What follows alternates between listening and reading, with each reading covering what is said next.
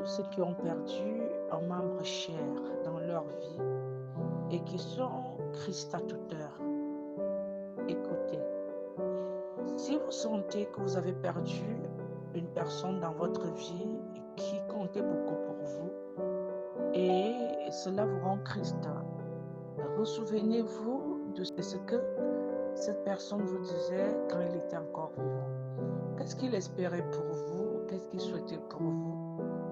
Est-ce qu'il voulait que tu pleures? Est-ce qu'il voulait que tu restes triste? Est-ce qu'il voulait que tu restes sans travailler? Est-ce qu'il voulait que tu te sentes toujours faible face à toutes tes décisions et face aux difficultés ou aux choses qui t'arrivent aujourd'hui, aux situations qui t'arrivent? Aujourd'hui, si c'est le cas, faites-le. Mais si ce n'est pas le cas, arrêtez de faire en sorte que ces âmes-là puissent rester Christ toute leur vie. Ils aimeraient que vous deveniez les personnes plus fortes, les amis. Ils aimeraient que vous deveniez des personnes plus braves. Ils aimeraient que vous deveniez des personnes qui doivent réussir à tout prix dans leur vraie vie. Ceux qui ont perdu leurs parents et ils voient d'autres toujours dans la joie avec leurs parents. Souvenez-vous toujours de ce que ses proches vous disaient toujours pendant leur vivant. Et surtout, prenez la peine de prier pour eux, pour qu'ensemble, même leurs prières qui sont de leur côté, qui font de leur côté, puissent vous accompagner. Ne laissez pas les âmes de ces fidèles défunts mourir de chagrin, de tristesse, parce que vous ressentez tellement ce vide. Et ce vide vous empêche d'évoluer. Ce vide vous empêche d'être. Ce vide vous empêche de devenir des personnes qui peuvent protéger leurs enfants ou protéger leurs frères. Donc, si vous êtes dans des situations tristes aujourd'hui à cause du fait que vous avez perdu des membres proches, vos parents, vos frères, vos sœurs, des personnes qui étaient presque tout pour vous, et qu'aujourd'hui, vous ne les avez pas de vous, ressouvenez-vous, puisez de ce que ces gens vous disaient, qui vous reconfortaient quand ils étaient encore vivants. Moi, j'ai toujours dit, il n'est pas interdit de pleurer. Quand il arrive de pleurer, pleurez. Mais après, n'oubliez pas qu'il faut aller en avant. Aujourd'hui, la seule chose qui m'amène à ne pas me décourager, c'est parce que je sais que mon Père là-haut, il attend que je puisse devenir une grande femme. Et je sais que je dois faire tout pour devenir une grande. C'est ce que je me suis toujours dit dans ma tête.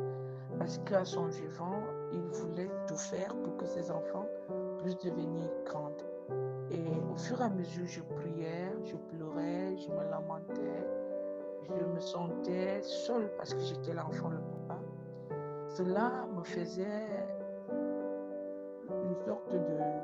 Ça me donnait un courage après et dire, bon, si mon père l'était, il allait faire tout pour m'acheter des robes de princesse.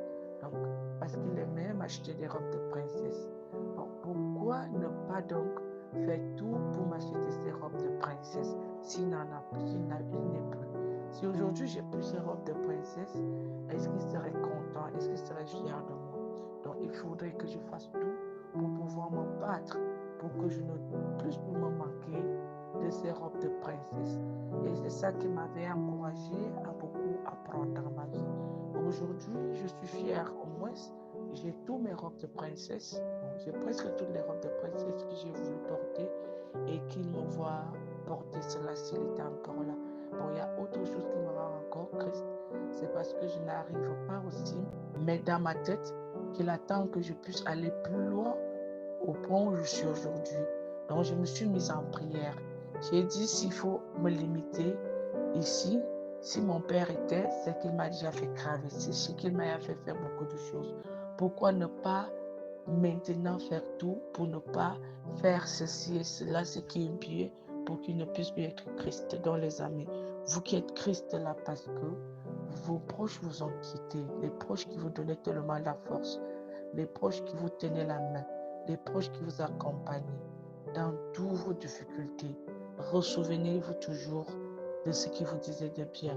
Mon père lui disait toujours, donnez à manger aux gens et donnez à boire aux gens. Ne laissez pas que les gens puissent mourir pour rien. Moi, je refuse de mourir. Tout simplement, j'ai refusé de mourir tout simplement parce que je savais qu'il fallait travailler dur pour donner de la nourriture aux gens. Et dès que je finis d'accomplir l'une des phrases et des mots, donc le papa voulait en fait que je puisse faire, bon, que ça puisse être accompli par nous.